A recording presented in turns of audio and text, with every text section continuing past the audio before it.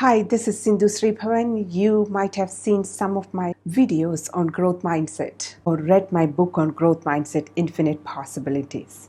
I hear from many students that I've spent so much time studying this particular topic, but after a month, when I go and revise it, I can remember only certain things from it. Why did I spend so much time? There was this particular student, she came and told me, I used to study everything beforehand in the past, but then I have observed that when it comes to the exam time, I can't remember anything. So I decided, why waste time? So I don't study anything beforehand anymore. And I try to cram up everything towards the exam time. When I looked at her exam results, it hasn't helped her much. You must have experienced it, or you might know someone who has experienced it. So in this video, I would like to talk about three things. Number one, why do we forget? Number two, what we can do to not forget.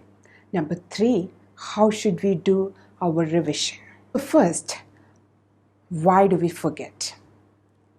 German scientist Hermann Ebbinghaus spent years working on our memory and habits. He came up with this wonderful chart called the Ebbinghaus forgetting curve. If you take a look at the Ebbinghaus forgetting curve on your screen, you will see that if the student is focused in the class, they will get 100% of what the teacher is teaching. But 20 minutes after that session, the student is able to remember only 58% of what they learned in the class. Think about the day of a student. They're attending one class after another in various subjects and as well as in various topics. Information is getting piled up in their memories. So towards the end of the day, they retain only 1/3, 33% of what they learned in the class.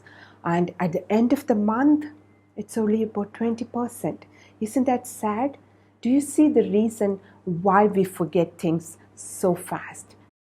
So if you forget things, remember this, it's normal. It just means that you're human. It's a technique that our brain is using for its own benefit to save energy and use it for other purposes. If you have seen my talks or my book on growth mindset, you know from the growth mindset point of view, from the neuroscience point of view, the neurons should revisit the information again and again so that it can make a strong connection, or it can wire the brain with that information. What can we do to improve this situation? What students need to know is the fact that if you forget something, that's natural.